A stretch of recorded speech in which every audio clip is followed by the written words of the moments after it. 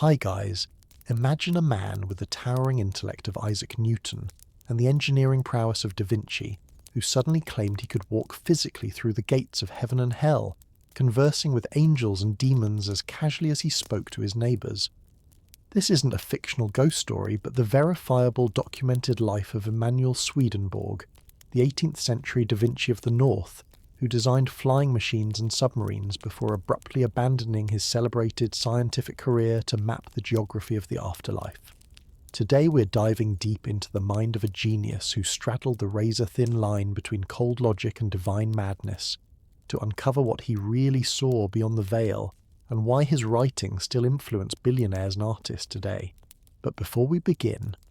for those who enjoy slow, thoughtful stories about legendary figures, hit like, subscribe and share in the comments which personality or historical figure you'd like me to cover next. And tell me, where are you watching from?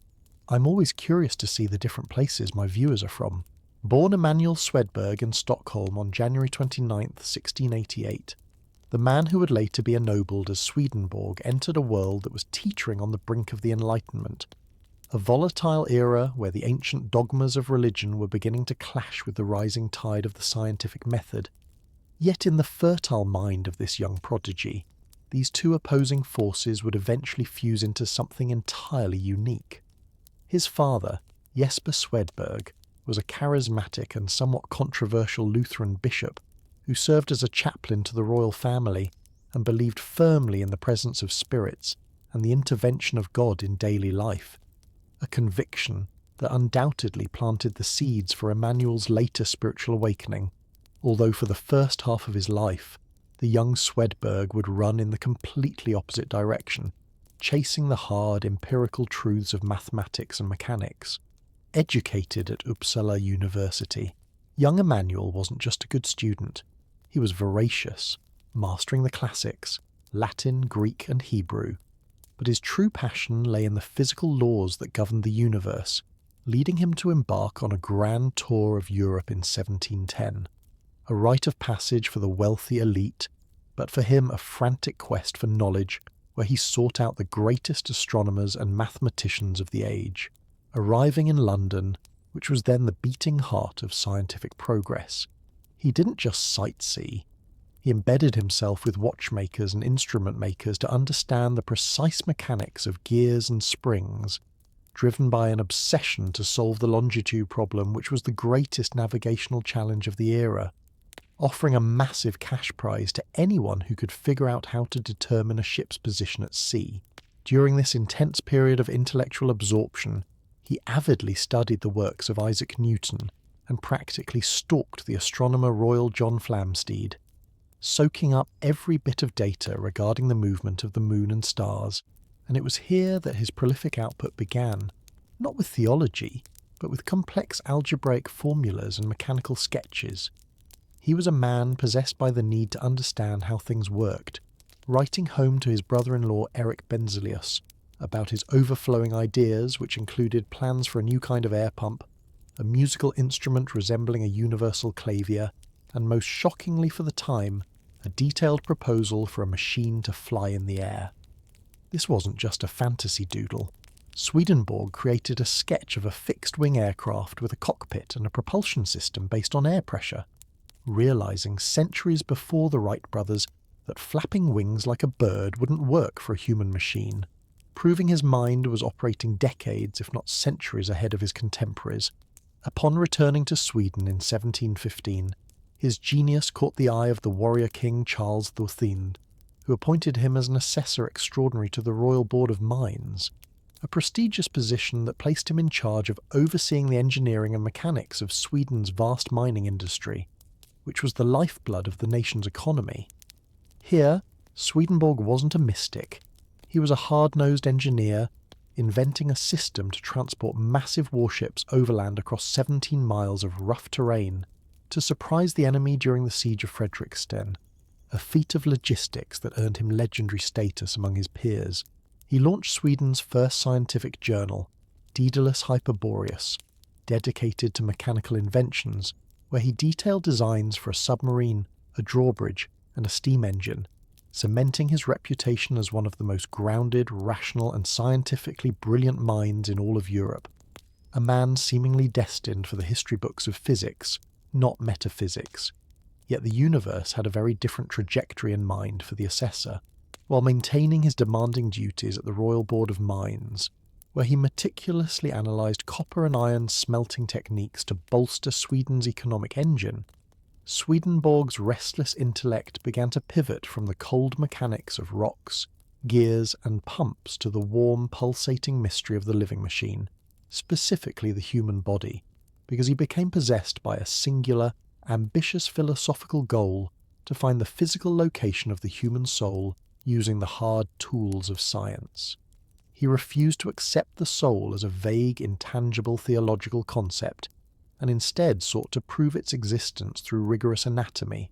leading him to take a significant leave of absence to travel across Europe once again, this time not to visit observatories or shipyards, but to attend lectures by the most renowned anatomists in Paris, Venice, and Padua,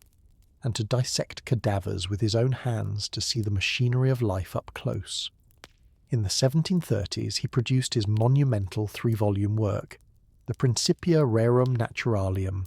where he tried to explain the creation of the universe from first principles, theorizing that matter consists of points of motion, effectively preceding modern atomic theory, and remarkably, he proposed the nebular hypothesis for the formation of the solar system, the idea that the sun and planets formed from a rotating cloud of gas and dust, long before Immanuel Kant and Pierre-Simon Laplace became famous for the same theory, proving his cosmological intuition was spot on. But his gaze turned aggressively inward, and his studies on the brain were shockingly advanced for the 18th century,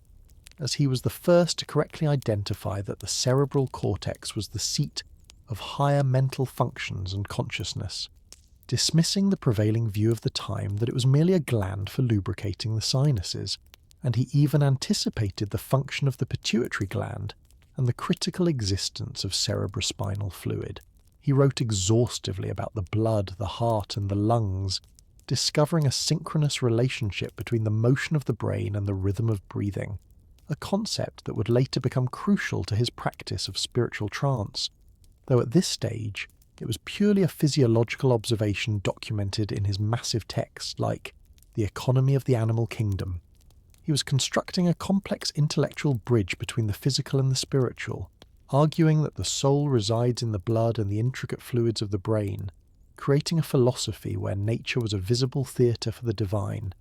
Yet despite his brilliance, he was hitting a frustrating wall, because no matter how deeply he cut into the grey matter, or how powerful his microscopes were, the soul remained elusive, invisible, and empirically undetectable. This intellectual frustration began to manifest in his personal life as a growing sense of unease, a subtle cracking of his strictly rational facade,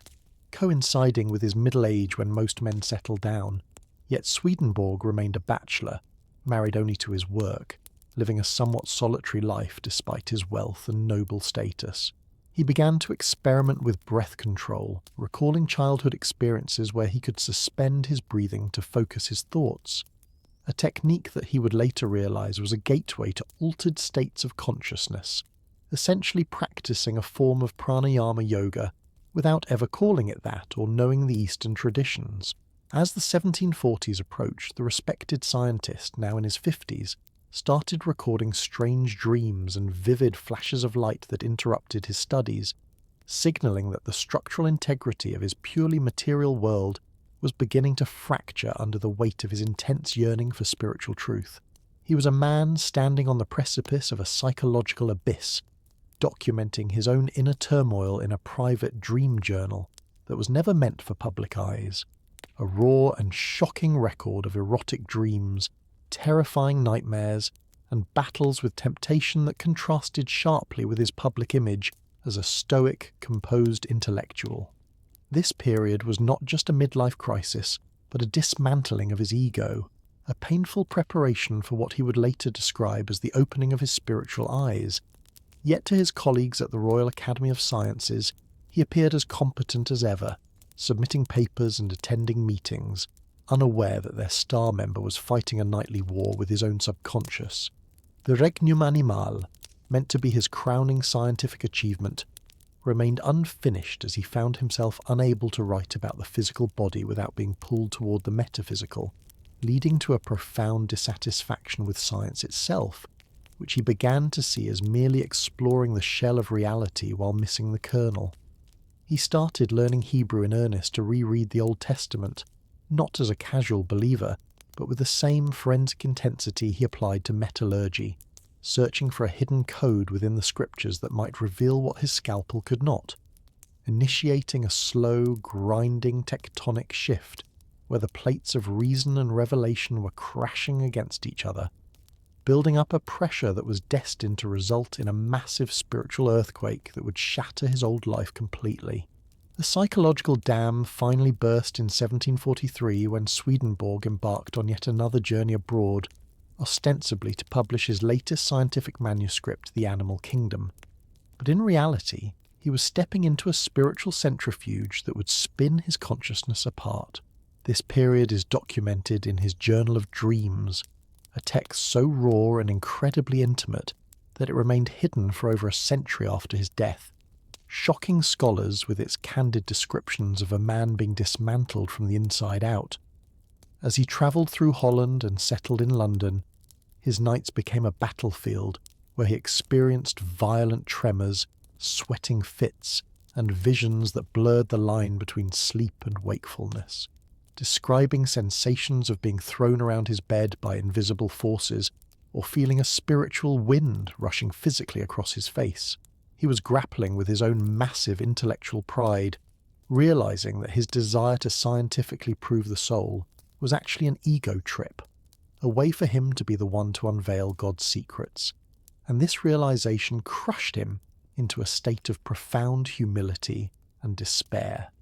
During the Easter season of 1744, the crisis intensified to a breaking point where he lay prostrate on the floor, weeping and trembling, convinced he had been cast out by the divine, only to experience a beatific vision of Christ that left him flooded with an indescribable, overwhelming love that dissolved his scientific ambition like sugar in hot water.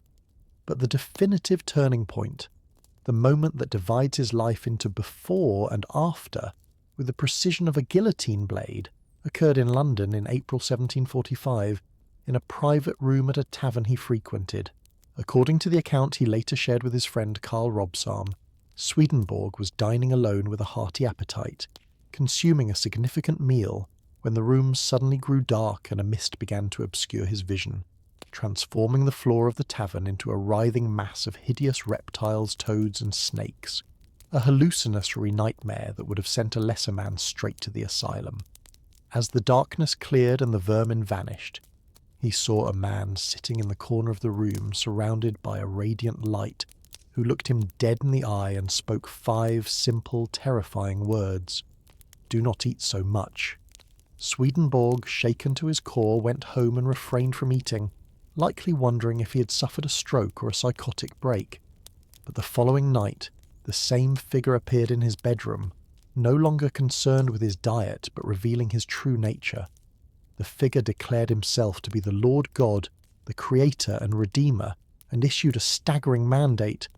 Swedenborg had been chosen to explain the spiritual sense of the Holy Scriptures to mankind,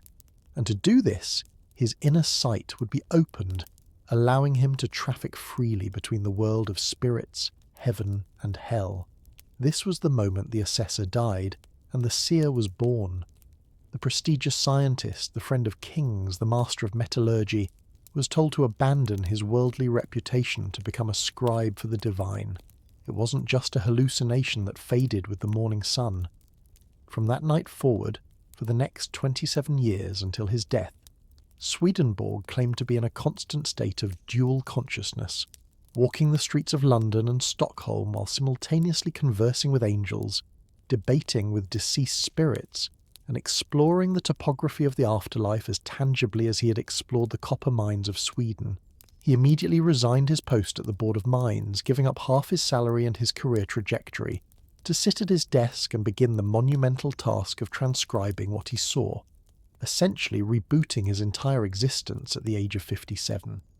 He didn't become a hermit or a raving street preacher. He remained the polite, well-dressed nobleman, but now, when he looked at a person, he claimed to see not just their physical form, but their spiritual state and the entities that accompanied them,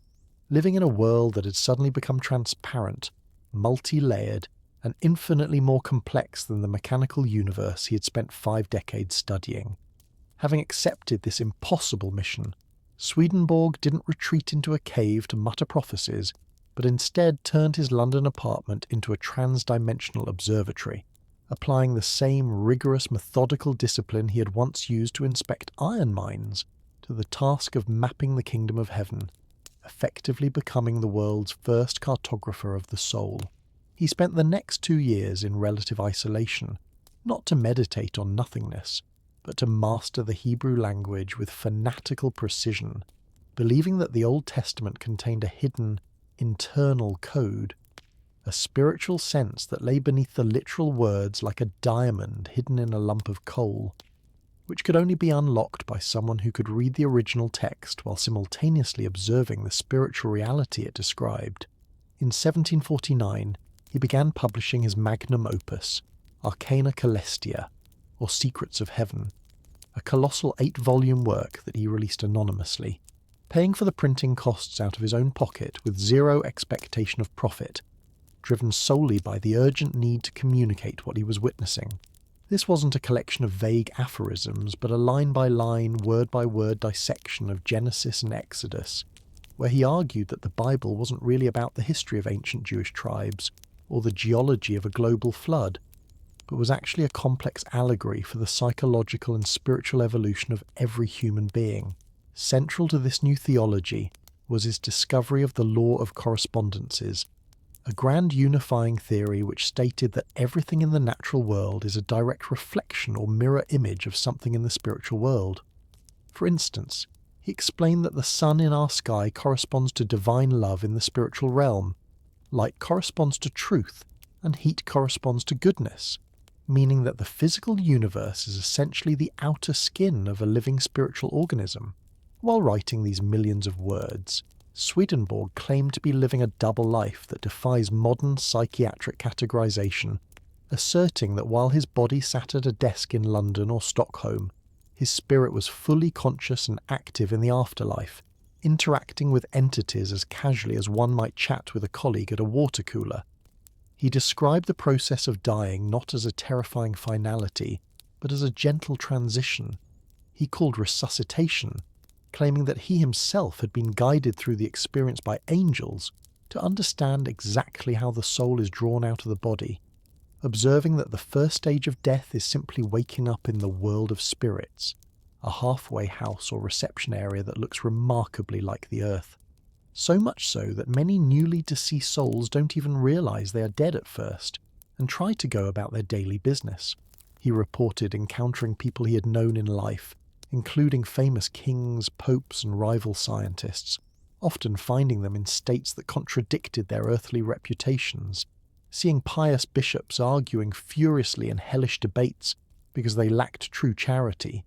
while simple peasants were elevated to angelic wisdom because they had lived with genuine love. To his servants and landladies, Swedenborg was a kind but eccentric tenant who would sometimes be heard speaking loudly in empty rooms, directing questions to invisible guests and pausing for answers that only he could hear.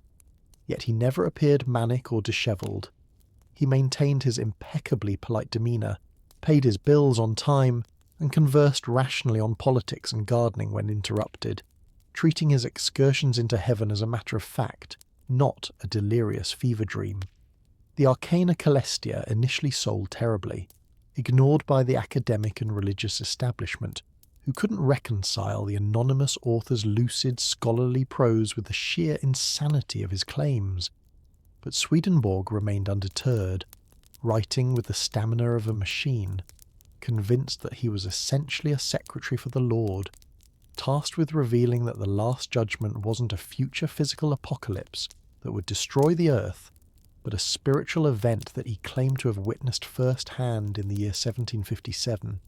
a cosmic restructuring in the spiritual world that would free up the flow of divine energy to humanity marking a new era of spiritual freedom. He wrote that the heavens were not a cloudy abstraction of harp-playing cherubs, but a structured society of immense variety, divided into 3 distinct levels: the celestial, spiritual, and natural heavens, where angels lived in houses, wore clothes, held jobs, and even married, a concept that was radically heretical to the Church, which taught that angels were sexless, ethereal beings. But Swedenborg insisted that gender and marriage were eternal principles that continued and deepened in the afterlife. Swedenborg's description of heaven was revolutionary because it dismantled the terrifying authoritarian image of God that dominated the 18th century, replacing the angry judge on a throne with a being of pure, unadulterated love who never judges anyone, let alone cast them into a pit of fire. In his seminal book Heaven and Hell, published in 1758, he dropped a theological bombshell by asserting that God does not send anyone to hell. Rather, people choose hell voluntarily because they find the atmosphere of heaven, which is defined by selflessness and mutual service, utterly suffocating and painful to their egocentric nature. He described hell not as a place of external punishment inflicted by demons with pitchforks, but as a community of like-minded narcissists who gravitate toward each other, banding together in miserable societies where they can indulge their lust for power, greed, and cruelty, essentially creating their own torment because they prefer the darkness of their own selfishness to the searing light of divine truth. This was a psychological model of the afterlife that predated Freud by nearly 2 centuries, suggesting that our eternal destination is determined not by a heavenly court verdict, but by our dominant ruling love, what we truly desire at our core when all social pretenses are stripped away. He vividly described the world of spirits, that intermediate zone between heaven and hell, as a place of vastation or unveiling, where the external masks people wear on earth are gradually peeled away, revealing their true inner character. A person who acted pious but secretly hated his neighbour would eventually lose the ability to fake kindness and would naturally drift toward others who shared his hidden malice, while a rough-looking person with a heart of gold would shed their rough exterior and ascend toward angelic communities. Swedenborg's detailed accounts of angelic life were shockingly mundane yet beautiful. He wrote of angelic architecture that shimmered with iridescent colours, of parks and gardens that responded to the thoughts of the inhabitants, and of debates, plays, and concerts, insisting that life in heaven is a life of active usefulness, not eternal idleness on a cloud. He claimed that angels are not a separate species created before humans, but are simply the spirits of deceased men and women who have been purified, meaning every angel was once a human living a messy life on earth, effectively democratizing the celestial hierarchy. One of his most controversial claims was about the nature of time and space in the spiritual world, arguing that they don't exist as fixed constants like they do here, but are fluid states of mind. In the spiritual world, if 2 spirits love each other and think of one another, they are instantly present together, regardless of distance, because spiritual proximity is based on emotional affinity, while those who differ in nature are miles apart. He also tackled the taboo subject of sex in the afterlife in his work Conjugal Love, stating that true marriage, the spiritual union of 2 souls, is the most precious jewel of human existence and continues forever, with partners growing younger and more beautiful as they age in eternity, constantly rediscovering the depths of their union, while false or loveless marriages are dissolved upon death,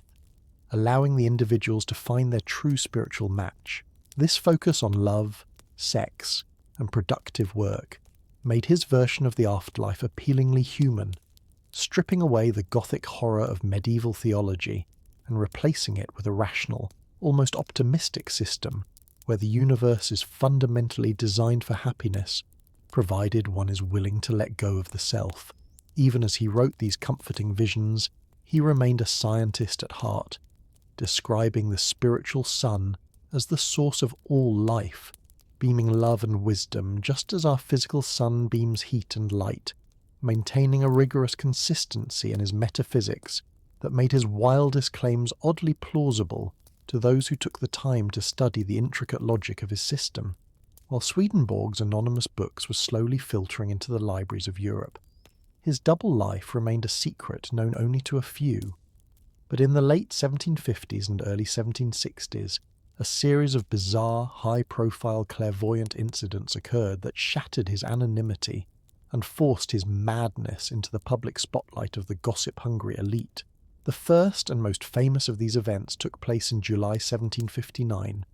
when Swedenborg was attending a dinner party in Gothenburg, a city on the west coast of Sweden, having just arrived from England, while Stockholm, the capital, lay about 300 miles, 480 kilometres to the east. About halfway through the dinner, at around 6:00 p.m, Swedenborg suddenly became agitated and pale, excusing himself to step outside, and when he returned he was visibly shaken, announcing to the shocked guests that a massive fire had just broken out in Stockholm and was consuming the Södermalm district with terrifying speed. He paced the room nervously, updating the guests on the fire's progress as if watching a live news feed in his mind, describing how the house of a friend was already in ashes and, with mounting horror, stating that his own garden and house were in imminent danger of being destroyed. The dinner guests were panicked, not just because of the news, but because the governor of the province was present, and the report of such a disaster could have massive economic and political implications. Yet there was no physical way for Swedenborg to know this. No telegraphs, no trains, no fast horses could cover 300 miles in minutes. For 2 agonizing hours he continued to report on the blaze until, at 8 p.m, he suddenly sighed with visible relief and announced, "Thank God, the fire has been extinguished 3 doors from my house." The story spread instantly through Gothenburg, reaching the ears of the frantic governor, who summoned Swedenborg the next morning to demand a full report, which the seer provided in meticulous detail, listing the exact buildings destroyed and the time the fire started and ended.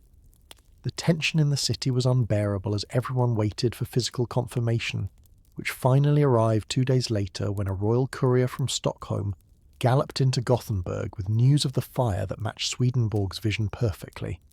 Down to the very hour, the specific buildings burned and the miraculous stop just 3 doors from his home. This Gothenburg fire incident made him an instant celebrity and a figure of suspicion, transforming him from a quiet eccentric into a wizard-like phenomenon whose every move was now scrutinised by the press and the church. But he wasn't done. Shortly after, he was approached by the widow of the French ambassador to Sweden, Madame de Marteville, who was being sued for a large sum of money her late husband had allegedly already paid. But she couldn't find the receipt and was facing financial ruin. In desperation, she asked Swedenborg if he could contact her dead husband, a request he initially politely declined, only to return a few days later with a specific message from the deceased ambassador, describing a secret drawer in a bureau she thought she had already searched. Following the dead man's instructions via Swedenborg, she found the hidden compartment, and inside it, the missing receipt along with a diamond hairpin she had lost, saving her fortune and cementing Swedenborg's reputation as a man who could unlock the secrets of the grave. These anecdotes were not whispered rumours, but were investigated by none other than the great philosopher Immanuel Kant, who was initially sceptical, but became so intrigued by the reliability of the witnesses that he wrote inquiries to verify the facts, although he later distanced himself to protect his own academic reputation. Another incident involved Queen Lovisa Ulrika of Sweden, the sceptical sister of Frederick the Great of Prussia, who decided to test the seer by asking him to relay a question to her deceased brother, Prince Augustus William, a question so private that she swore no living soul knew it. Weeks later, Swedenborg returned to the court, and in a private audience whispered something in the Queen's ear that caused her to turn pale and nearly faint, exclaiming, "Only God and my brother could know what you just told me." The Queen's reaction solidified his legend, but it also activated his enemies, particularly within the rigid hierarchy of the Lutheran Church, who viewed Swedenborg's growing celebrity not as a miracle, but as a dangerous contagion that threatened to undermine their authority. It wasn't just that he claimed to speak to spirits, it was what the spirits were saying, specifically his reports that many revered church leaders were having a terrible time in the afterlife while some heathens were doing quite well, a narrative that flipped the established social order upside down. The backlash began in earnest in the late 1760s, led by Bishop Felinius, a man who was actually Swedenborg's nephew by marriage, but who pursued him with the zeal of an inquisitor, orchestrating a heresy trial in Gothenburg intended to ban Swedenborg's books and potentially have the 80-year-old nobleman committed to a lunatic asylum. They seized copies of his works at the border, accusing him of Socinianism, a denial of the divinity of Christ, which was a bizarre accusation considering Swedenborg's entire theology centered on the idea that Jesus was the one true God, but facts rarely mattered in a witch hunt. Swedenborg, however, didn't panic or launch a counterattack. He simply wrote calm, logical letters to the king and the royal council, relying on his decades of service to the state and his impeccable reputation as a former assessor to shield him, essentially telling the king that if his books were heretical, then the king himself had been tolerating a heretic at court for years. While this storm raged, Swedenborg retreated to his sanctuary, a modest wooden property in the Södermalm district of Stockholm, which became a place of pilgrimage for the curious and a fortress of solitude for the seer. His lifestyle there was disarmingly simple for a man who claimed to be touring the cosmos. He lived primarily on a diet of coffee heavily sweetened with sugar, almond milk and gingerbread, rarely eating meat because he found it unclean for his spiritual sight, and he often worked through the night, sleeping in irregular bursts whenever the spirits allowed him to rest. His garden was his pride and joy, a masterpiece of landscaping where he installed a mirror door at the end of a long path to create the optical illusion of a second garden extending into infinity, a playful nod to his belief that our world is just a reflection of a larger reality. He was known to be incredibly kind to the neighbourhood children, often asking the angels to show him something that would delight a child, and then describing it to the kids who gathered at his gate, or handing out candy while simultaneously conversing with invisible entities, creating a local reputation as a benevolent wizard rather than a madman. He refused to put locks on his doors, telling his concerned gardener that his spiritual guardians were protection enough, a risky move that surprisingly resulted in 0 thefts, perhaps because even the local thieves were too spooked to rob the man who could allegedly see their dead grandmothers. Despite the heresy trial eventually fizzling out due to royal intervention, though a ban on importing his books remained in effect, Swedenborg realised that his homeland was no longer a safe harbour for his work. The censorship laws in Sweden were tightening, choking his ability to distribute the true Christian religion, his final and most comprehensive theological statement. So at the advanced age of 82, when most men are preparing for their own end, he packed his bags for one last great voyage. He decided to leave Stockholm forever, travelling to Amsterdam and then London, the cities of free press and open minds, to publish his final testament to the world, leaving behind his beloved garden and the country that had both honoured and persecuted him, knowing with a prophetic certainty that he would never see the shores of Sweden again. Arriving in London in the late summer of 1771, the 83-year-old exile didn't settle into a life of leisure, but instead rented a room in the house of a wig maker named Richard Shearsmith in Clerkenwell, an area known for its springs and gardens, choosing a modest upstairs apartment at 26 Great Bath Street, where he would stage the final act of his extraordinary life. Here, surrounded by the noise of a bustling industrial city, he completed and published his theological capstone, True Christian Religion, a massive volume that served as the definitive constitution of his new church, systematically dismantling the traditional Christian concept of the Trinity as 3 separate persons, which he argued was basically polytheism,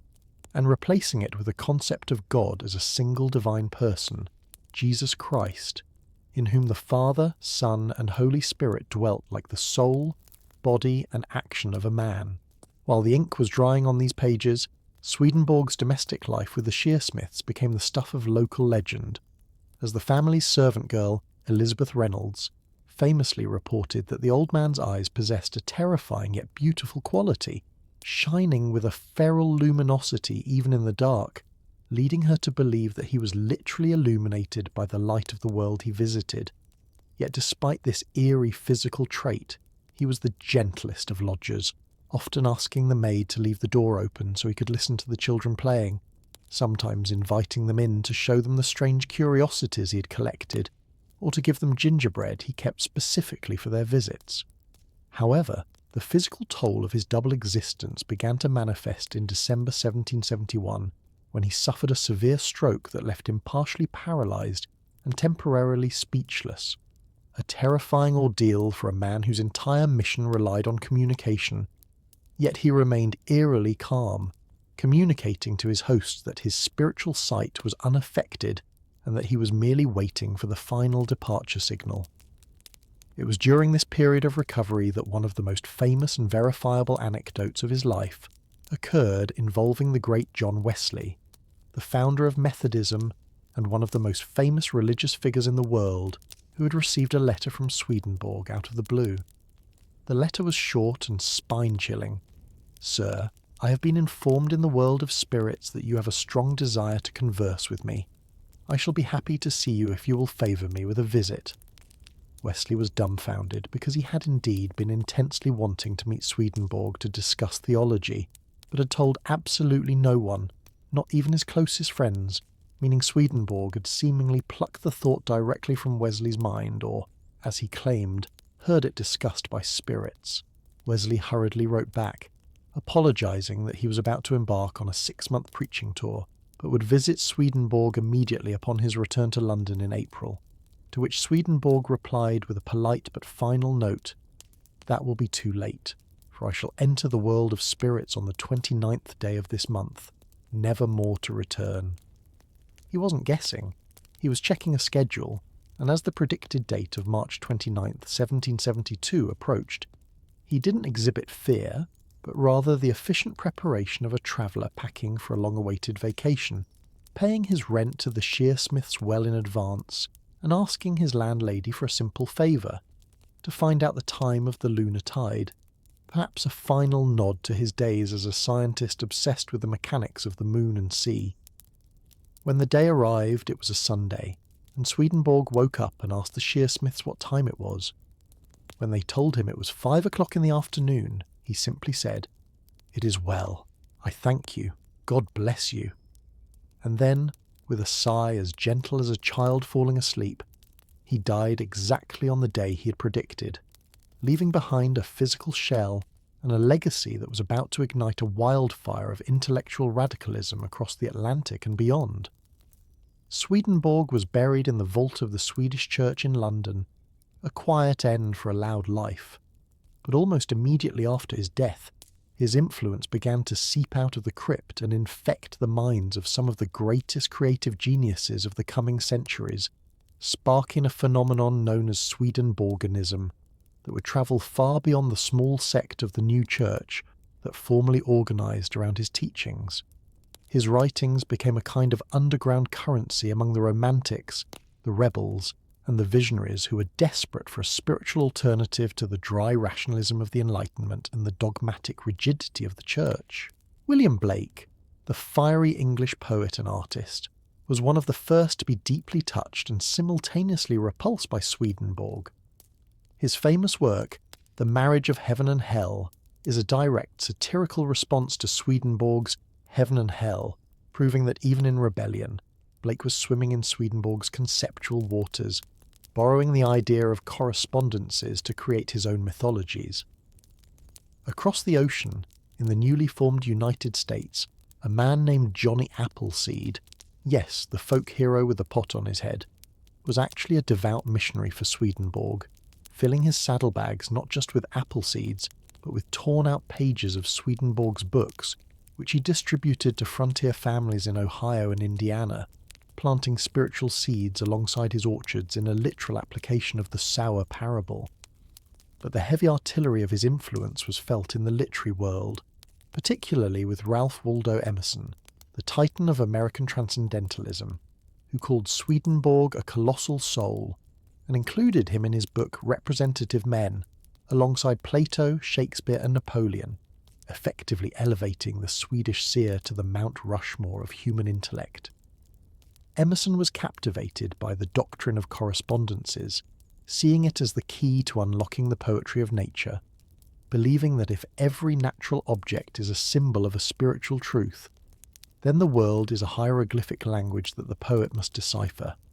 This American obsession trickled down to Henry James Sr., the father of the novelist Henry James, and the psychologist William James, who was so taken by Swedenborg's theology that he raised his brilliant children in a household saturated with these ideas,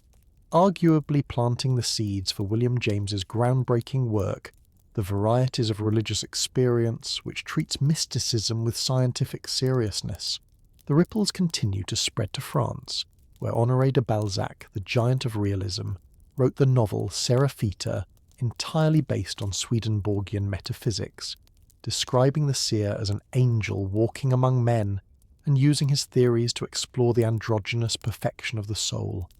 Even in the dark Gothic corners of literature, Swedenborg cast a long shadow. Sheridan Le Fanu's vampire classic Carmilla, and later Bram Stoker's Dracula, drew heavily on Swedenborg's specific descriptions of the limbo state, where spirits are trapped between life and death, obsessed with the physical world and blood, a distortion of Swedenborg's idea of earthbound spirits. Yet the most surprising fan might have been Helen Keller, the deafblind activist who wrote a spiritual autobiography called My Religion, declaring that Swedenborg's teachings were the light in her darkness, giving her a way to conceptualize a world she could not see or hear by understanding that her inner life was the true reality, a testament to the sheer, adaptive power of his philosophy to comfort and empower even those cut off from the physical senses. This wasn't just a niche cult. By the mid-19th century, Swedenborg was the ghost in the machine of Western culture, an invisible influence shaping how poets, psychologists and philosophers thought about the relationship between the mind and the cosmos, proving that you didn't have to join his church to be haunted by his vision. If you thought Swedenborg's interdimensional tourism was limited to pearly gates and fiery pits, you need to buckle up because the Swedish Da Vinci also claimed to be the world's first psychic astronaut, documenting life on other planets nearly 2 centuries before Yuri Gagarin left the atmosphere. In 1758, the same year he published Heaven and Hell, he released a mind-bending little book titled Earths in the Universe, where he casually described his conversations with extraterrestrial spirits from Mercury, Jupiter, Mars, Saturn, Venus, and even our own moon, asserting with absolute confidence that we're not alone in the cosmos. Unlike modern sci-fi, which relies on rockets and warp drives, Swedenborg argued that space travel was a matter of changing one's internal state, not moving through physical distance. Since the spiritual world is outside of time and space, he could instantly communicate with the spirits of inhabitants from other worlds by simply tuning his mind to their specific vibration. He described the inhabitants of Mercury as intellectual giants who were obsessed with memory and knowledge, but cared little for judgment or reasoning, wandering the universe like cosmic librarians to gather data, which oddly aligns with the astrological archetype of Mercury as the messenger. His description of Martians was even more fascinating and eerily specific. He claimed that the people of Mars did not speak with vocal cords, but communicated through a form of telepathy and subtle changes in their facial expressions, utilizing the muscles of their face and eyes to transmit thoughts instantly and silently. A method he argued was far superior to clumsy spoken language because it made lying impossible. You literally couldn't have a poker face on Mars because your face was your voice. He described them as the best people in the solar system, living in simple communal societies, worshipping a god who appeared as a man, and avoiding the complex political hierarchies that plagued Earth, presenting a utopia that looked suspiciously like a critique of European society. But things got weirder when he visited the spirits of the moon, whom he described as being small, dwarf-like stature, carrying their heads low, and speaking not from their throats, but from their abdomens, producing a thundering, belching sound like air being forced from a bag, explaining that the moon had a very thin atmosphere, which required this bizarre biological adaptation for sound travel.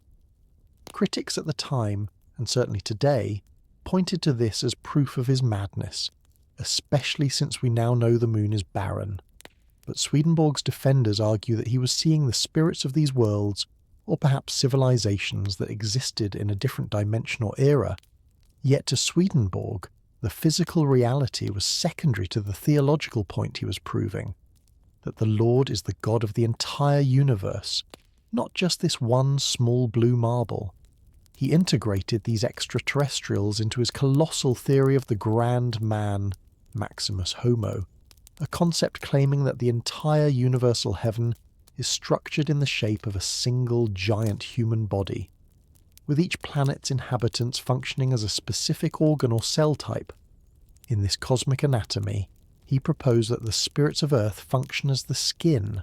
or the external sense organs, because we are the only planet, in his view, that developed the art of writing and printing to such an extreme degree, making us the repository of external divine truth, while the spirits of Jupiter might correspond to the imaginative faculty and the spirits of Saturn to reason. This wasn't just whimsical fantasy. It was a radical decentralization of humanity, knocking Earth off its pedestal long before Carl Sagan, asserting that God loves the alien just as much as the human, and that the universe is teeming with trillions of souls, all working together in a vast organic ecosystem of consciousness. He even claimed to visit planets outside our solar system, far into the starry heaven,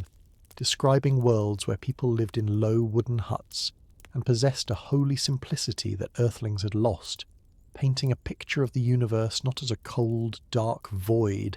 but as a crowded, vibrant neighbourhood where the only thing separating us from our cosmic neighbours is the thickness of our own material obsession. If Swedenborg's influence on literature was a slow burn, his impact on the study of the human mind was an explosion that is still reverberating through the corridors of modern psychology,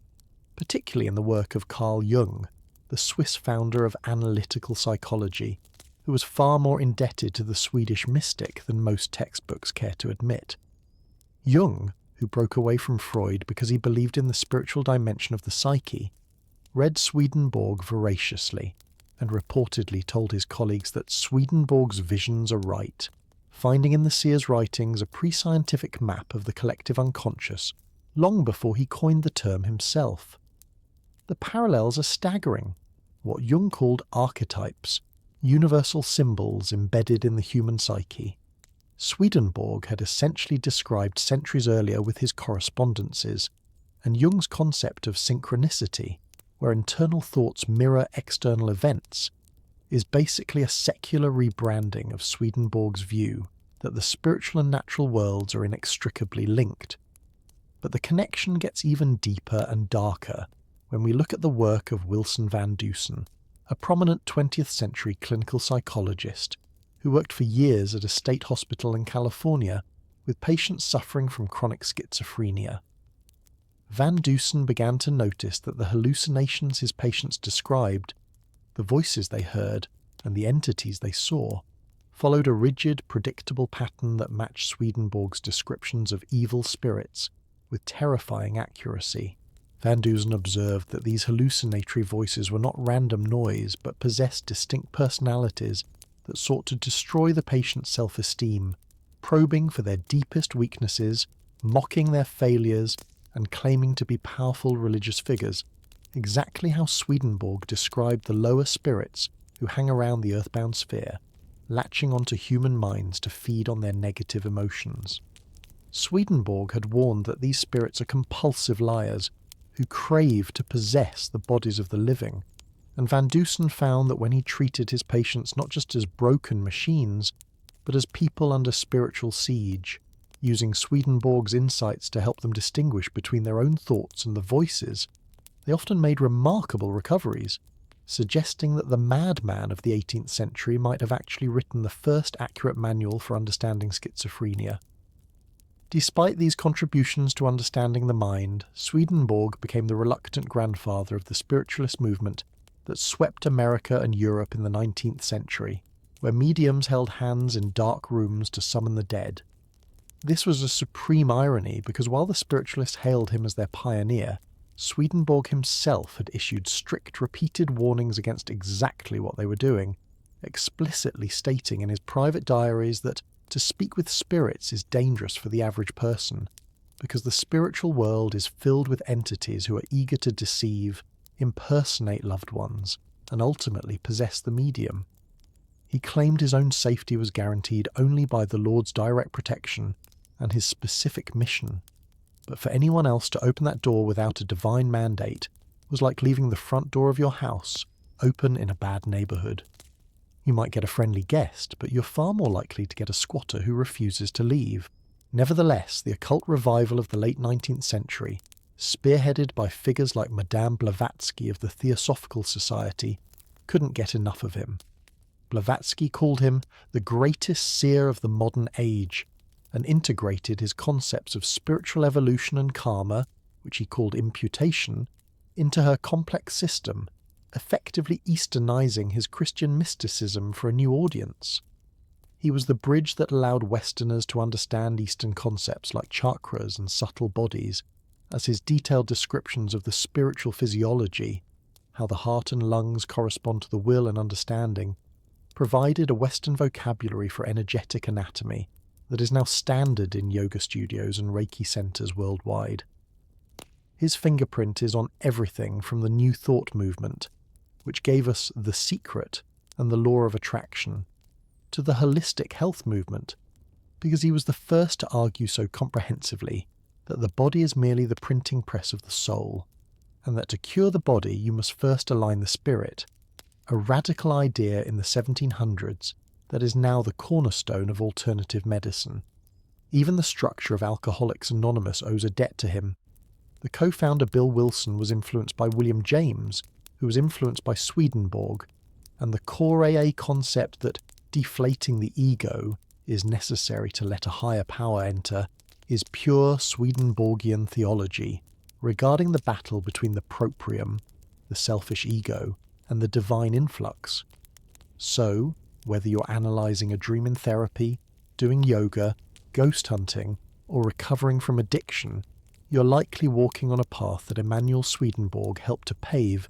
proving that his hallucinations were perhaps just a premature preview of the psychological infrastructure of the modern world. If Swedenborg's descriptions of aliens raised eyebrows, his reports on the post-mortem fates of famous historical figures absolutely dropped jaws, because he acted like an interdimensional investigative journalist who wasn't afraid to drag the skeletons out of the closets of the most revered men in history. He kept a private spiritual diary, a massive collection of scribbles and notes that was never intended for publication during his lifetime, where he recorded the raw, unfiltered details of his encounters with the celebrity souls of the past, and the results were often scandalously contrary to public opinion. For instance, the Protestant world revered John Calvin and Martin Luther as nearly infallible heroes of the faith, but Swedenborg claimed to have hung out with both of them in the world of spirits and found them struggling with some serious baggage. He described Luther as initially being quite confused, wandering around looking for his followers and still arguing his doctrine of faith alone, with anyone who would listen, although Swedenborg noted that Luther was ultimately a good man who eventually accepted the truth and moved up to a higher angelic state once he let go of his earthly dogmas. Calvin, on the other hand, fared much worse in Swedenborg's account, described as spending his time in a dark cavern filled with glowing, nasty spirits, obsessively clinging to his harsh doctrine of predestination, the idea that God arbitrarily chooses some people for hell before they are even born, which Swedenborg identified as a cruel heresy that blocked the divine light, showing that in the afterlife, your intellectual stubbornness can literally build a prison around you. But the real shocker came with his descriptions of biblical figures. He claimed to have met King David and the Apostle Paul, two giants of the Bible, and depicted them in a light that bordered on blasphemy for the 18th century. He described Paul not as a saintly figure, but as a power-hungry egoist who was obsessed with being the greatest in heaven, often causing trouble and trying to form his own sect, a portrayal that suggests Swedenborg was critiquing the Church's obsession with Pauline theology over the simple teachings of Jesus. He also claimed to have seen popes and kings, noting a terrifying reversal of fortune, where powerful monarchs who had been worshipped on earth were now reduced to lowly labourers or beggars in the spiritual world, because they had never developed a shred of genuine humility, while their former servants, who had lived with kindness and charity, were now the nobility of heaven, dressed in garments of light and living in palaces. This wasn't just gossip. It was a radical demonstration of his core theological principle that external success means absolutely nothing to God. The only currency in the afterlife is the quality of your love.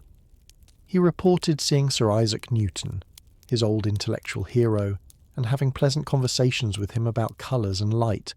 noting that Newton had easily adapted to the spiritual world because he had always remained humble before the Creator,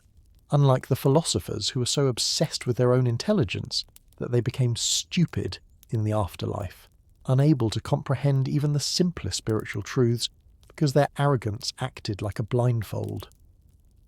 Swedenborg also described the hells of the deceitful, specific zones for people who are masters of manipulation in life,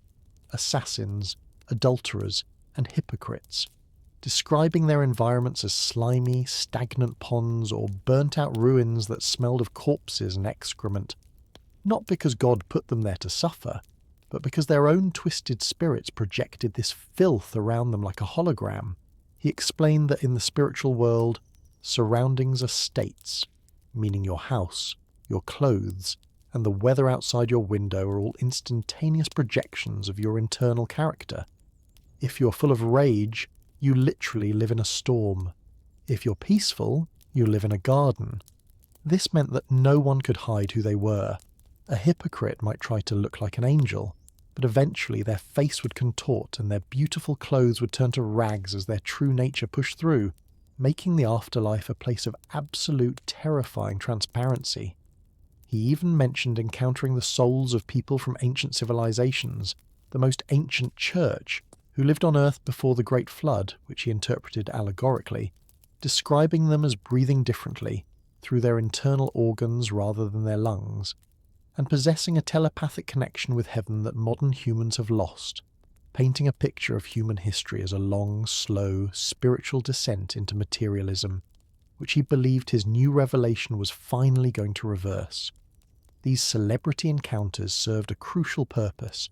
They smashed the idea that a deathbed confession or a fancy funeral could save you, reinforcing the terrifying but empowering truth that you are building your eternal house, brick by brick, with every choice you make right now. One of the most mind-bending specific dates in Swedenborg's calendar is the year 1757, a year that history books record as fairly standard. But for Swedenborg it marked the actual apocalypse, the moment the Last Judgment took place,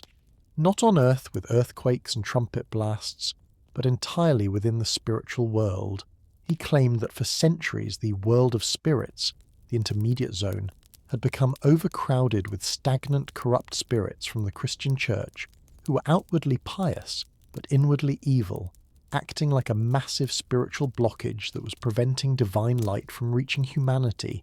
effectively choking off the Earth's spiritual oxygen.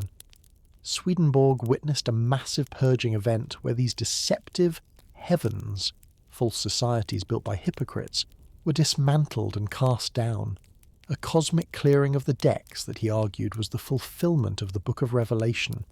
interpreting the biblical clouds not as physical water vapour, but as the literal meaning of the scripture which veils its inner spiritual light. This leads to one of his most radically progressive views that stunned his 18th century contemporaries. His assertion that the new church, or the New Jerusalem, was not a denomination of brick and mortar, but a new spiritual era that included good people from every religion, not just Christians. At a time when most European theologians taught that all heathens, Muslims and pagans were fuel for hellfire, Swedenborg reported seeing massive communities of non-Christians in high heavenly states, stating that God judges people based on the goodness of their hearts, not the accuracy of their theology. He specifically wrote about Africans with a surprising reverence,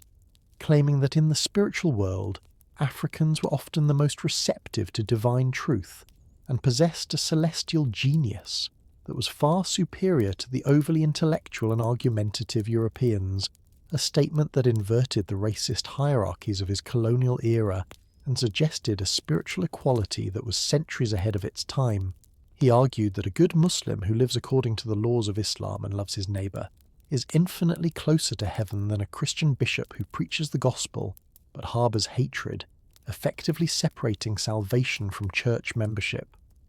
This universalism was grounded in his belief that the Word, divine truth, is ancient and universal, existing in different forms across different cultures long before the Bible was written, and he spoke of the ancient Word lost in Asia, suggesting a primal monotheism that united humanity. He viewed the second coming of Christ not as a physical return of Jesus on a cloud to judge the living and the dead, but as a spiritual event that had already happened in 1757, a return of the Spirit of truth into the minds of men, which would lead to an explosion of knowledge, science, and freedom in the human race. He predicted that after this spiritual blockage was removed in 1757, the world would see a rapid acceleration in liberty and thought, and looking at history, the Industrial Revolution and the rise of democratic revolutions in America and France followed shortly after, a correlation that his followers point to as proof that he was right about the spiritual floodgates opening. This idea that the end of the world was actually a new beginning for humanity gave his theology a deeply optimistic flavour. He didn't preach doom and gloom, but rather that the universe was evolving toward a state of higher consciousness, and that the New Jerusalem was a state of mind that anyone could enter by simply living a life of use and charity, regardless of what label they wore on Sunday. One of the most psychedelic yet logically consistent concepts Swedenborg introduced was the Maximus Homo, or the Grand Man, a theory that reimagines the entire structure of the afterlife not as a loose collection of clouds, but as a singular, colossal organic entity in the shape of a human being. He argued that since God is the primal human, the prototype from which all humanity is derived, the entire heaven, which reflects God, must also take the human form, meaning that all the billions of angels and spirits are essentially cells working together in a cosmic body. In this staggering vision, specific societies of angels correspond to specific organs and functions. For instance, angels who excel in deep, emotional love belong to the province of the heart,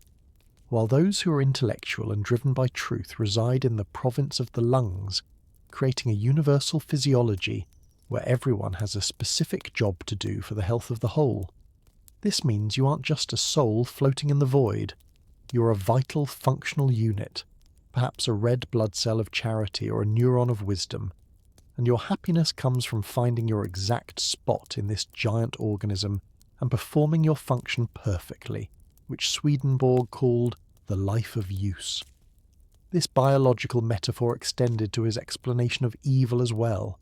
He viewed hell not as a separate kingdom, but as the spiritual equivalent of excrement or cancer, a collection of cells that have turned against the body, consuming resources for themselves without giving back, and thus are naturally expelled or walled off to protect the organism. This focus on use was the cornerstone of his ethics. He despised the idea of the pious hermit who prays all day but does nothing for his neighbour, arguing that a businessman who conducts his trade honestly and benefits society is far more spiritual than a monk who retreats from the world, because the businessman is acting like a healthy cell contributing to the economy of the body. In his own daily life, Swedenborg embodied this balance between the cosmic and the practical, with a routine that was disarmingly normal for a man who claimed to have tea with archangels. He lived by 4 simple rules of life which were found scribbled in his journals.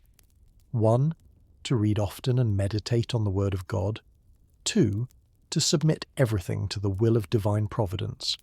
3. To observe in everything a propriety of behaviour and to keep the conscience clear. And 4. to discharge faithfully the functions of his employment. These weren't the ravings of a fanatic, but the code of a stoic gentleman. He was known to be a heavy coffee drinker, taking it black and sweet, often consuming it at all hours of the night as he wrote,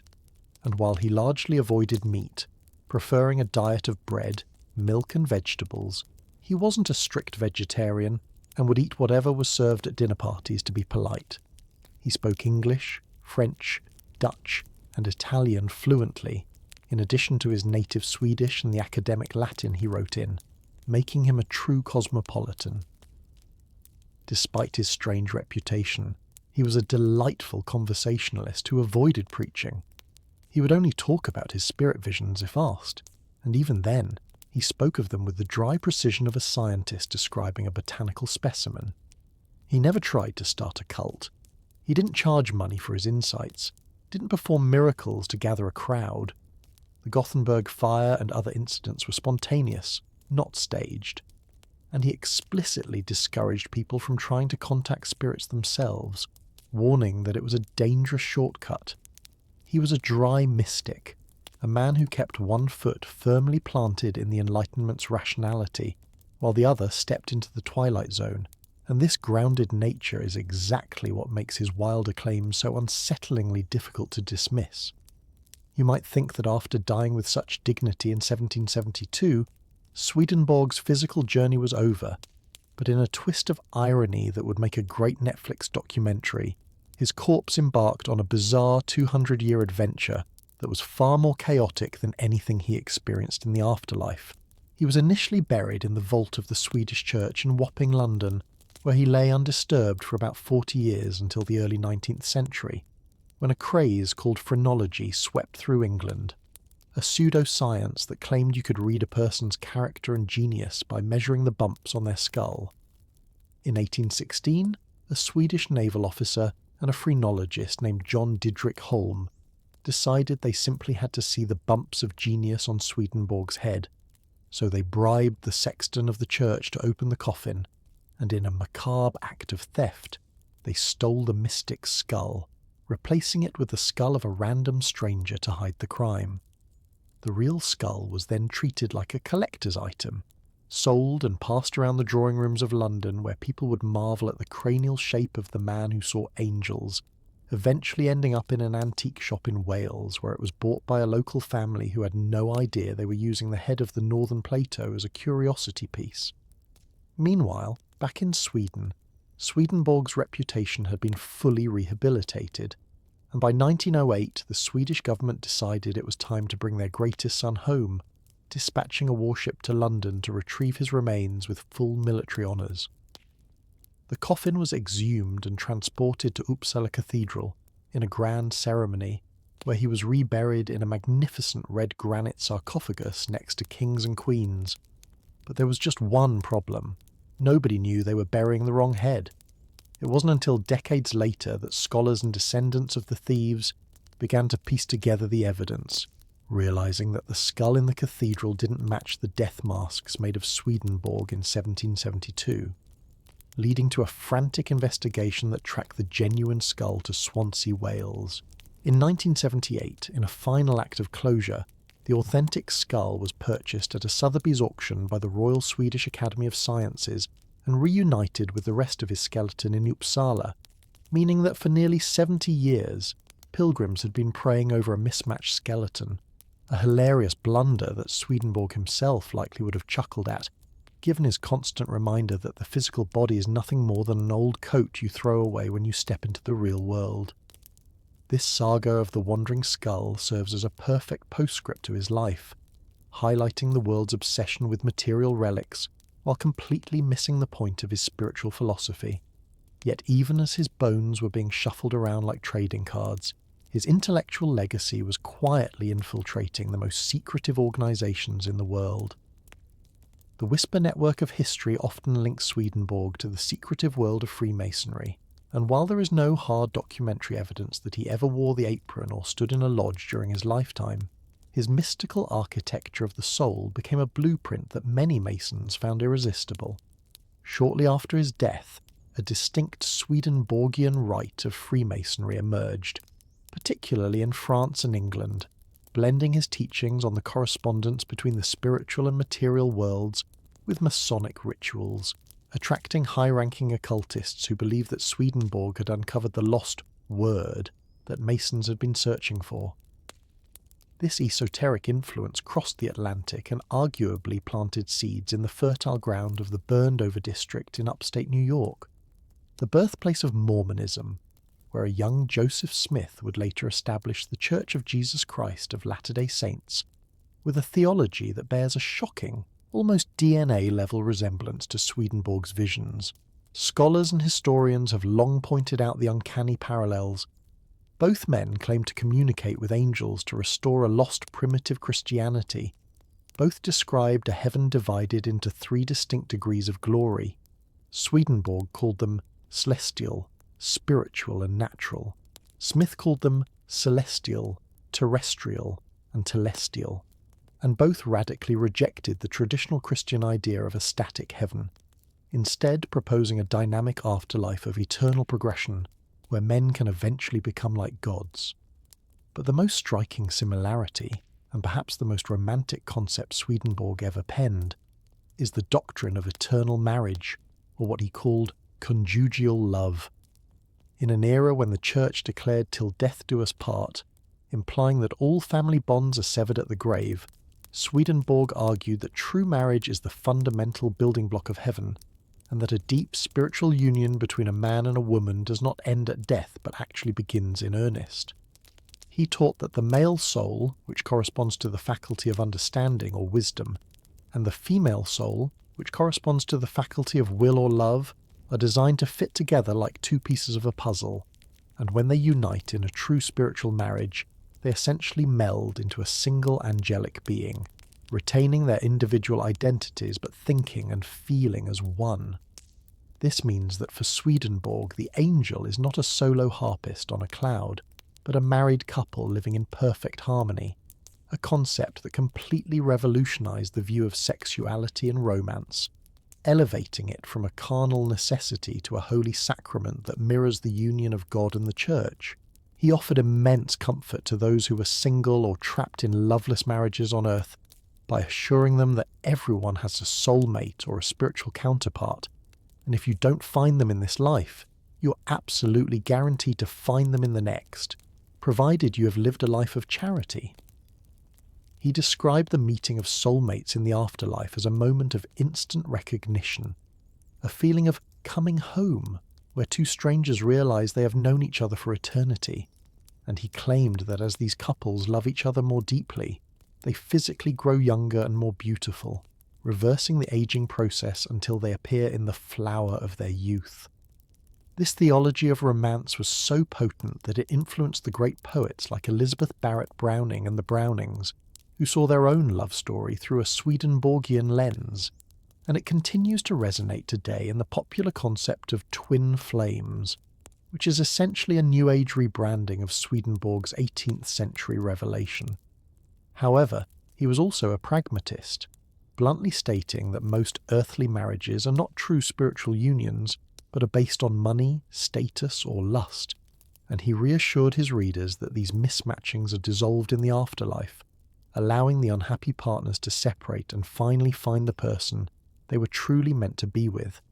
a liberating idea that removed the fear of being stuck with a bad partner for eternity. This focus on the couple as the unit of salvation was a radical departure from the celibate ideal of the priesthood, effectively sanctifying the domestic life and declaring that the bedroom of a loving couple is just as holy as the altar of a cathedral, a humanistic touch that made his heavy theological tomes surprisingly accessible to the romantics of the world. If you're a fan of Black Mirror, or the concept of a digital cloud where every email and photo is stored forever, you will find Swedenborg's 18th century description of human memory to be a terrifyingly accurate precursor to the modern surveillance state, except in his version, the surveillance is internal and impossible to delete. He introduced a concept he called the Book of Life, arguing that the biblical idea of God opening a book to judge souls was not a literal reference to a celestial ledger kept by a bearded scribe, but a metaphor for the human memory itself, which he claimed records absolutely everything. Swedenborg asserted that we possess two distinct types of memory: the external memory, which holds facts, languages, faces, and worldly data, and the internal memory, which records the quality of our will, our hidden intentions, and every secret thought we ever had but never acted upon. He famously stated that man forgets nothing, explaining that while we may lose access to memories in our waking life, due to the limitations of the physical brain, everything is indelibly inscribed on the spiritual structure of the mind, effectively meaning that you're walking around with a perfect, uneditable 4K recording of your entire existence. He described witnessing the judgment of souls where this internal memory was opened, causing their entire life history to flash before them in chronological order, a phenomenon that eerily predicts the life review reported by thousands of modern near-death experience NDE survivors. Decades before Raymond Moody coined the term near-death experience in the 1970s, Swedenborg was describing the exact same sequence: the feeling of floating out of the body, the passage through a dark tunnel, the encounter with a being of light, and the panoramic review of one's life where the person feels the emotional impact of their actions on others. This makes Swedenborg the undeniable godfather of NDE research, providing a consistent framework for these phenomena long before medical science could resuscitate people from cardiac arrest. But his insights went deeper into the why of suffering, tackling the age-old philosophical problem of evil with his treatise Divine Providence. He addressed the burning question: if God is all-powerful and all-loving, why do wars, diseases, and crimes exist? Swedenborg's answer was that the preservation of human freedom is the prime directive of the universe. He argued that if God were to forcefully prevent a man from doing evil, he would be destroying that man's humanity, reducing him to a biological robot or a clockwork orange. Therefore God permits evil not because he wills it, but because he cannot violate the law of free will without unmaking creation. Yet Swedenborg insisted that this permission comes with a catch. God secretly bends every evil act toward a good end, like a master chess player who uses his opponent's aggressive moves to ultimately win the game. He described providence as operating in the dark, meaning we're never allowed to see God's hand moving explicitly in the present moment, because if we saw it, we would lose our autonomy and act only out of fear or compulsion. Instead, we can only see providence in the back, looking backward at our lives to realize how a job loss, a breakup, or a tragedy steered us toward a better destination we couldn't see at the time. This perspective offers a profound psychological resilience, suggesting that there is no such thing as luck or chance. Words Swedenborg dismissed as empty terms for causes we don't understand, but rather a secret, underlying current that is constantly working to mitigate harm and maximize potential, even in the darkest moments of history. He even went so far as to explain the spiritual utility of wicked people in high positions, arguing that their lust for power often drives them to build societies, laws, and infrastructure that benefit the public, proving that the divine can utilize the selfishness of the ego to build the structure of civilization,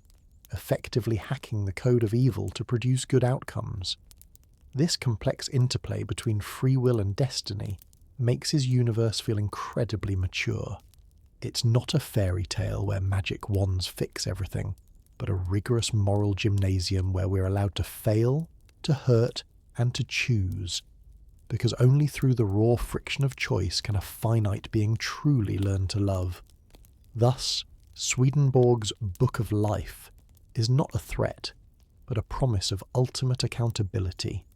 reminding us that we are the authors of our own eternity, and that the ink we write with is the love we choose to embody every single day. If Swedenborg's detailed maps of the afterlife weren't enough to upset the religious apple cart, his treatment of the Bible was the final grenade that blew the door off the hinges of 18th century orthodoxy, because he effectively solved the science versus religion debate a full century before Charles Darwin even published On the Origin of Species. While the church of his day was dogmatically insisting that the world was created in 6 literal days about 6,000 years ago, and that Noah's flood was a geological fact that covered the entire planet,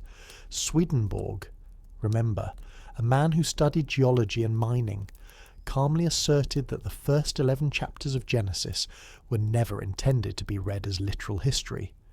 He argued that the story of Adam and Eve was not about 2 naked people eating a piece of fruit in Mesopotamia,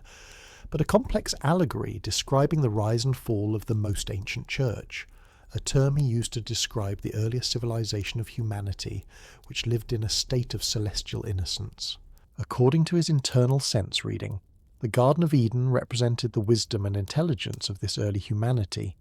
The serpent was not a talking snake, but a symbol of the sensual principle, the tendency to trust only physical senses over spiritual intuition,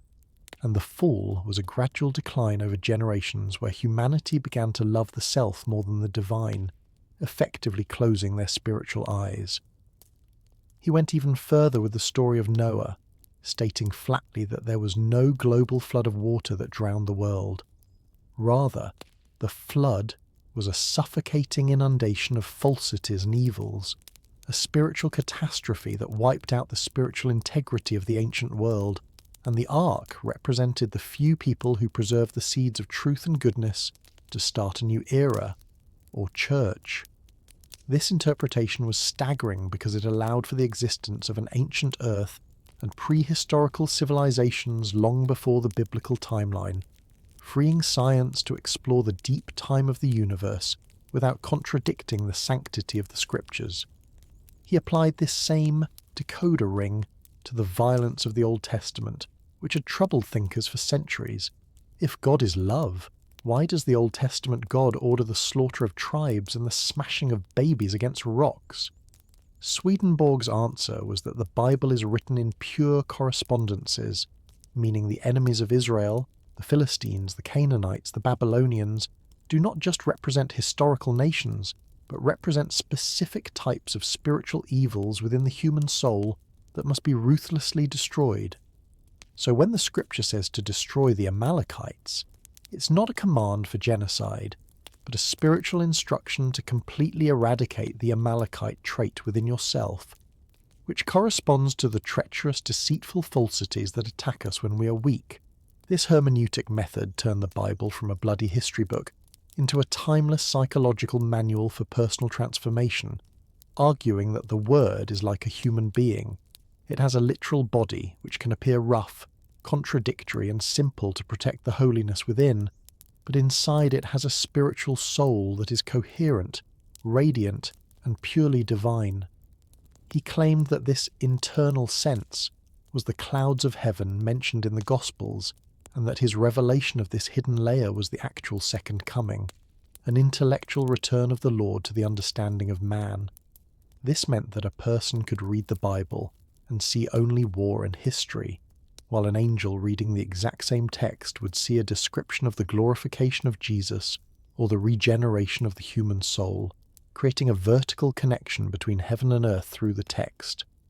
It was a brilliant theological maneuver that allowed him to keep the Bible as the supreme authority, while simultaneously discarding all the anti-scientific and morally questionable literal interpretations, offering a safe space for intellectuals who wanted to be Christians, but couldn't stomach the fundamentalism of the day. He even categorized the different styles of the Bible, distinguishing between the made-up historical style of the early Genesis chapters, the actual historical style of Kings and Chronicles, which still contained a spiritual sense, and the prophetic style showing a literary sophistication that anticipated modern biblical criticism. By decoupling the spiritual truth from the physical literalism, Swedenborg essentially inoculated his followers against the coming storm of evolutionary biology and geology. When science later proved the Earth was billions of years old, Swedenborgians didn't panic or lose their faith, because their prophet had already told them that the 6 days of creation were actually 6 states of spiritual growth, not a 144-hour construction project. At the heart of Swedenborg's massive library of books lies a single burning question that haunts every human being who has ever tried to be a better person. How do I actually change? The answer he provided was a sophisticated psychological process he called regeneration, which stripped away the magical thinking of instant salvation and replaced it with a lifelong gritty boot camp for the soul. He argued that we are all born with a proprium, his term for the ego or selfhood, which is naturally selfish, greedy, and disconnected from the divine, not because we are evil monsters, but because we are born into a state of ignorance and self-preservation. The goal of life, therefore, is not to destroy this ego, which would annihilate our personality, but to subordinate it, to bend it until it becomes a vessel for divine love rather than a fortress of self-interest, a process he described as painful, slow, and often terrifying. This is where his theory of temptation comes in, which he reframed not as a simple urge to steal a cookie or commit adultery, but as a profound spiritual assault where the hells attack a person's love and faith, causing states of anxiety, despair, and deep depression. To Swedenborg, these moments of darkness were not signs of failure or mental illness, but were actually the birth pangs of the spiritual man. Just as a muscle must be torn to grow stronger, the soul must be assaulted by doubt and selfishness to eventually triumph over them. He introduced the brilliant paradoxical concept of acting as of oneself, which solved the theological deadlock between faith and works. He taught that you must live your life and fight your evils as if the power resides entirely in your own hands, exerting maximum effort, discipline, and willpower, while simultaneously acknowledging in your heart that every ounce of that power actually comes from God. If you sit around waiting for God to change you, you are a statue.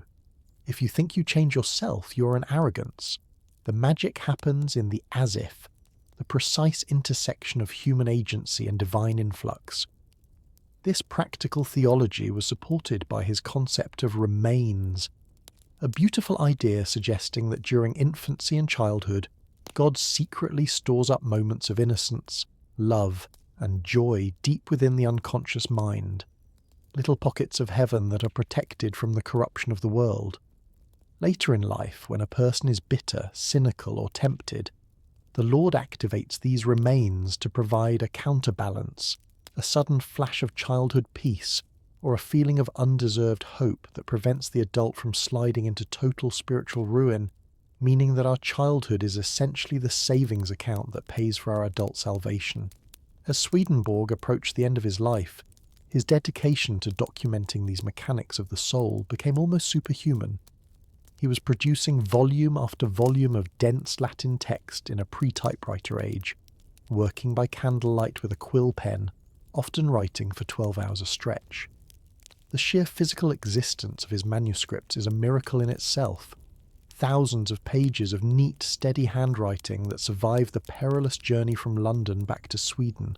avoided being burned by heresy hunters, and escaped the ravages of time to be preserved today in the fireproof vaults of the Royal Swedish Academy of Sciences,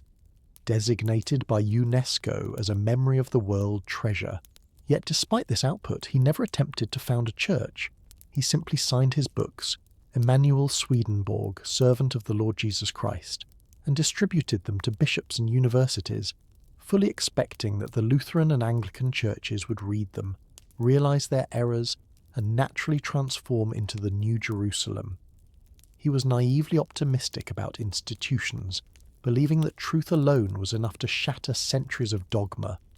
But when the churches rejected him, his few followers began to organize, leading to the formation of the new church shortly after his death.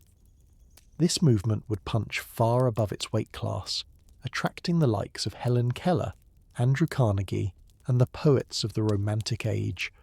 But its true power wasn't in the pews, it was in the ideas that escaped the church walls and infiltrated the groundwater of Western consciousness. He taught that the church is not a building or a denomination, but a state of love in the human heart, meaning that a new church man could be a Buddhist in Sri Lanka or a humanitarian in New York who had never heard the name Swedenborg, as long as they lived by the universal law of charity. This radically open definition of religion terrified the gatekeepers of the 18th century, but set the stage for the modern spiritual landscape, where spiritual but not religious is now the fastest growing demographic, a group that is unwittingly walking through the door that Swedenborg unlocked, propped open, and walked through alone 2.5 centuries ago. As we step back and look at the colossal mosaic of Emmanuel Swedenborg's life, we are left staring at one of the most baffling and brilliant enigmas in human history, a man who successfully merged the precision of an engineer with the limitless imagination of a prophet. He stands as a solitary bridge between the age of reason and the age of spirit, refusing to let us choose between science and religion by insisting that they are simply two halves of the same divine equation. Whether you view him as a hallucinating genius who cracked under the pressure of his own intellect, or as a genuine traveller who was given the keys to the universe, his legacy is undeniable and inescapable, interwoven into the fabric of modern psychology, literature, and spirituality. Jorge Luis Borges, the great Argentine writer, perhaps said it best when he wrote that Swedenborg was the most interesting man who ever lived, not because of his visions, but because he was a man who explored the heavens with the dry, methodical curiosity of a traveller exploring a new continent, stripping away the fear of death and replacing it with a sense of adventure. His life forces us to confront the uncomfortable possibility that the material world we obsess over, our phones, our bank accounts, our status, is merely the shadow of a much more vibrant reality, and that our true life hasn't even begun yet. He challenges the modern cynic to look at the universe not as a cold, mechanical accident, but as a living, breathing organism of love, where every single person has a vital function to play, and where the only thing that truly matters in the end is not what you believed, but how much you loved. He democratized the afterlife, taking it out of the hands of the priests and giving it back to the people, telling us that heaven is not a VIP club for the elect, but a state of mind that we build right here, right now, in the traffic jams, the office meetings, and the quiet moments of our daily lives. His message is ultimately one of profound hope and empowerment, that you are the architect of your own eternity,